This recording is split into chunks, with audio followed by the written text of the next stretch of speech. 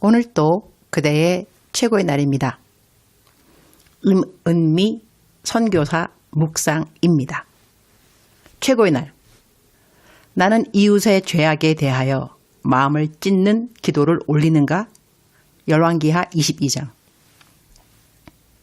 샘 사무실 앞 공원에서 아침 6시 반, 저녁 6시에 스피커로 찬송가 한 곡, 키스왈리 성경 테이프 2장씩 들려주고 주민들을 위한 기도로 주민들의 아침을 하나님의 말씀으로 시작하도록 도와주고 있다. 처음엔 이렇게 예배만 인도하다가 요즘은 아침에 학교 가는 아이들, 직장 가는 사람들, 공원 앞을 지나면서 케냐 티랑 만다지는 케냐 도넛입니다. 을 주는데 요즘 300명씩 공원을 지나면서 이 아침 간식을 먹는다고 한다. 놀랍지 않은가? 그리고 방송으로 주민들을 위한 기도를 시작하면 지나가는 사람들이 다 발걸음을 멈추고 기도가 마칠 때까지 기다린다고 하는 것. 울컥하지 않는가? 오, 감사. 이곳 티고니 지역이 크리스찬 타운이 되어가고 있는 느낌. 이번 오는 주일에 놀이터를 정식으로 오픈하고자 한다. 지금은 피크닉 테이블을 준비하고 있어서 정식 오픈은 하지 않았다. 곧 텐트로 교회를 만들게 되면 운동하러 오는 1000명이 넘는 청소년들이 모두 예배에 참석할 수도 있게 된다. 어린이들에게는 주일 아침에 주일 학교를 대대적으로 하려고 계획하고 있다. 날이 갈수록 주님이 하시는 놀라운 일들을 매일같이 보고 있다. 할렐루야. 열왕기하 22장 19절. 내가 이곳과 그 주민에게 대하여 빈터가 되고 저주가 되리라 한 말을 내가 듣고 마음이 부드러워져서 여호와 앞 곧 내 앞에서 겸비하여 옷을 찢고 통곡하였으므로 나도 내 말을 들었노라. 여호와가 말하였느니라.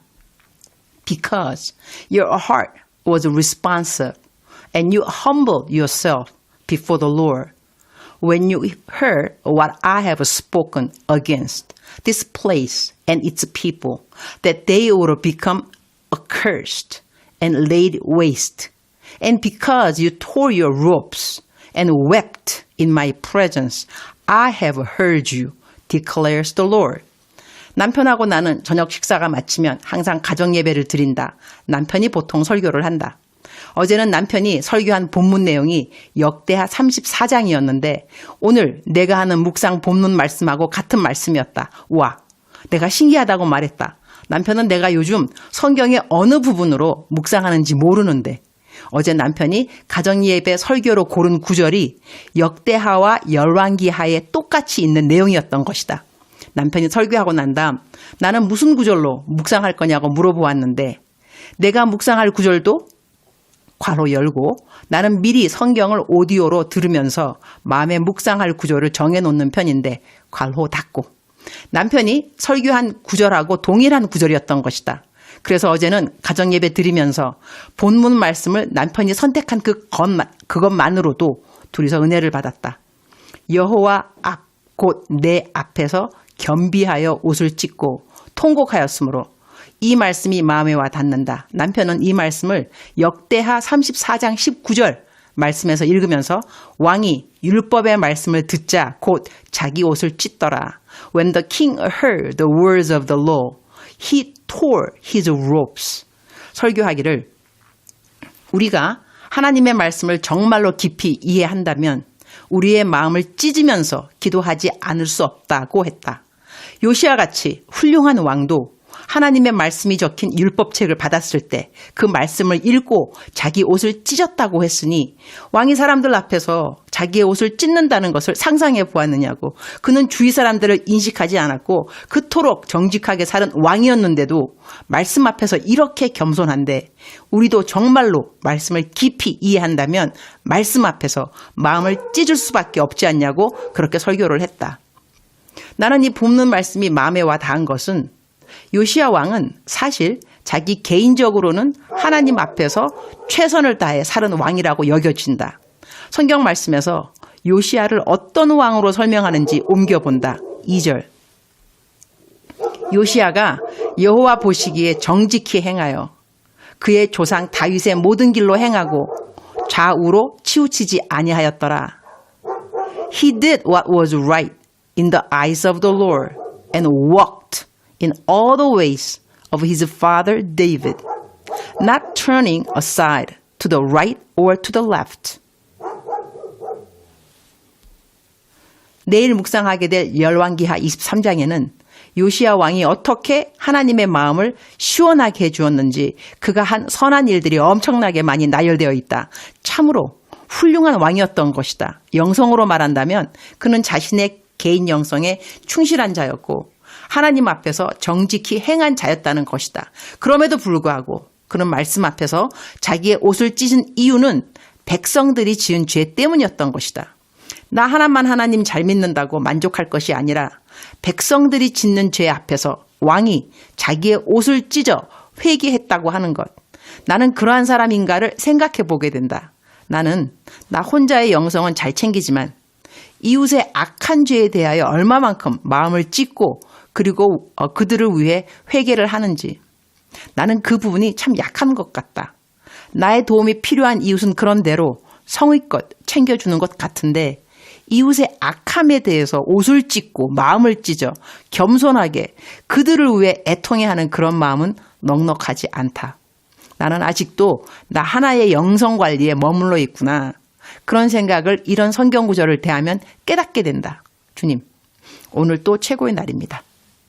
요시야 왕이 자신 하나만 본다면 하나님 앞에 정직하게 행한 왕이지만 말씀을 대하면서 백성들이 지은 죄에 대하여 이렇게 옷을 찢고 겸비하게 기도로 나아가는 모습을 보면서 내 자신이 참으로 악하고 이기적이구나.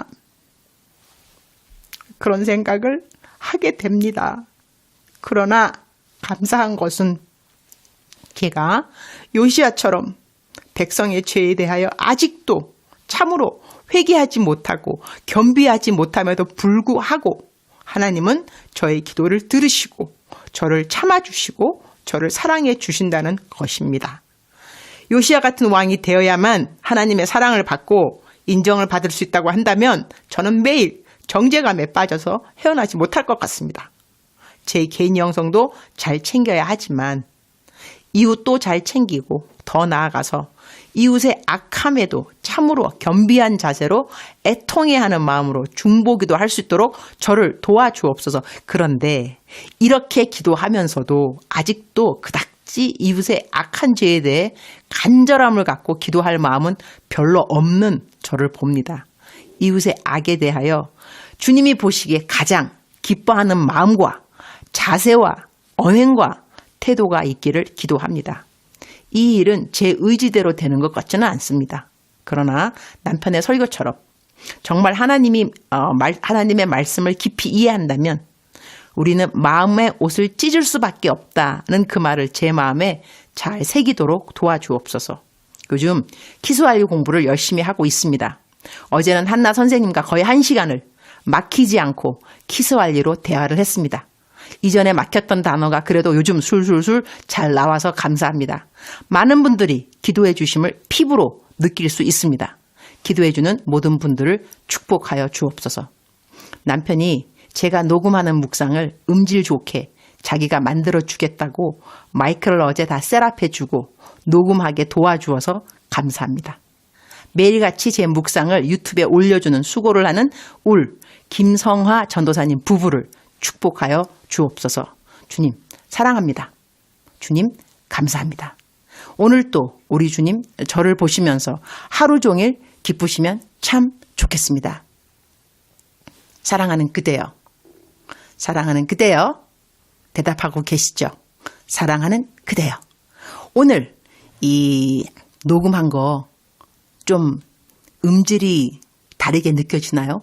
저는 지금 그 스피커폰이라 그러나 그거 꼽고 그다음에 남편이 셋업해 준 마이크 앞에 이전에는 그냥 왜 이 앱 깔려 있는 거기에서 제가 했거든요. 근데 이번에는 이 마이크를 하고 있습니다.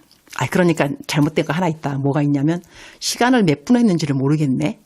이전 했던 앱은 시간이 딱 언제 끝나는지 있거든요.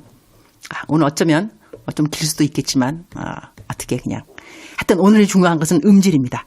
마이크 음질이 더 좋아졌는가 더 좋아졌으면 좋겠습니다. 그래서 들을 때 더 clear, 더 선명하게 잘 들리면 좋겠고 무엇보다 사랑하는 그대여 이렇게 말할 때 사랑하는 사랑하는 그대여. 하나님의 사랑이 그대의 뼛속 깊이까지 스며들었으면 정말 좋겠습니다. 왜냐하면 우리는 하나님이 우리를 사랑한다는 것을 깨닫게 되면 어떠한 어려움이라도 이겨내게 되어 있습니다. 하나님의 사랑이 우리로 하여금 어떠한 어려움이라도 넉넉하게 이길 수 있도록, 왜냐하면 성경 말씀 그대로 하나님의 사랑에서 우리를 끊을 자가 없다 했으니 우리가 하나님의 사랑을 깨달아야 모든 어려움을 넉넉하게 이겨낸다는 것입니다. 그래서리 사랑하는 그대여, 사랑하는 그대여 믿으시기 바랍니다. 무엇을? God loves you. God loves you all the time.